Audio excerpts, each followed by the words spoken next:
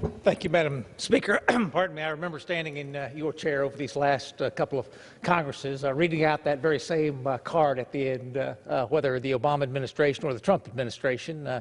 Folks come down to the floor and they get caught up in the passions of the moment, and we do have opportunities to come together. I had not planned on coming down. I was actually in the cloakroom making some telephone calls, and I heard my colleague speaking, and I heard her, with sincerity, implore the President to come to his senses and come to the negotiating table and end this shutdown. And then I heard her, with sincerity, implore the leaders of the Senate to come to the negotiating table and come to their senses and end this shutdown. And then in about an hour and a half, I'll be down here leading the debate on the rule for the minority, and we will bring yet another of the exact same bills we've brought to the floor that have gone absolutely nowhere in an effort to reopen the government. I would say to my friends that the secret to finding common ground isn't to ask everybody else to come to where you're standing. That is the new definition of compromise in this town. I've seen that gravitate in the 5 terms that I've been here. The definition of compromise is, well, why don't you agree with me? The truth is, the only movement I've seen in this debate over these last 32 days is the President this past weekend when he said, you know what?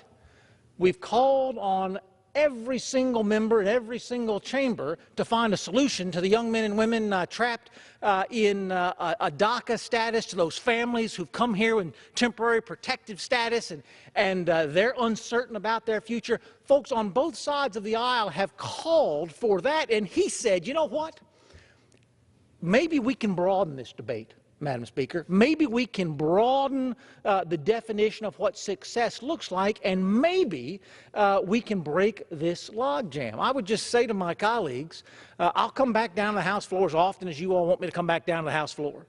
And we can do exactly the same thing every single day, knowing we're going to get exactly the same result from the White House and the Senate. Or we can try to do something different. And candidly, my constituents didn't send me here to do the same thing over and over and over again with the same failed result. They sent me here to get success. They don't care if I win. They care if I succeed on their behalf. They don't care about Republican and Democratic priorities. They care about their family priorities. And I have to believe, though I don't know all of my freshman colleagues as well as I would like, I have to believe that even with all the new members in this institution, there is still more that unites us than divides us in this country. I love that about this institution. I love that about the men and women who are here. And so, Madam Speaker, I ask this. Let's try to do a little more listening and a little less talking. Here in the rank and file, golly, I got to believe if I could pick out a few colleagues here, I'm pretty sure that we could sit down at the table and solve this. I confess it's beyond our reach as we sit here today. This is a White House decision. This is a Mitch McConnell decision. This is a Nancy Pelosi decision. And we ought to all, as rank and file members, be outraged when it does rise to that level, because we lose control. Our constituents lose their voice. I am encouraging my leadership to be as open and honest, to be as flexible and creative as they possibly can in finding a solution. Every single one of us bears responsibility in this chamber for what's going on. If Senate Democrats had let these appropriations bills move last fall, we wouldn't be in this mess. If Republicans had passed a continuing resolution in December, we wouldn't be in this mess. There are 1,000 different decision-making points where we could have done things differently. We cannot change those, but we can change what is happening here today.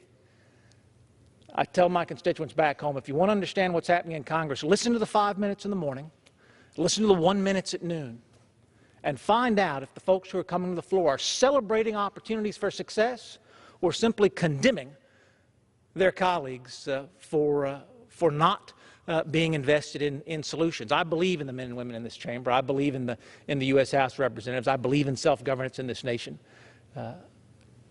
Failing the American people, Madam Speaker, undermines that confidence. We have an opportunity to succeed, and I hope we will say yes to that opportunity. With that, Madam Speaker, I yield back the balance of my time.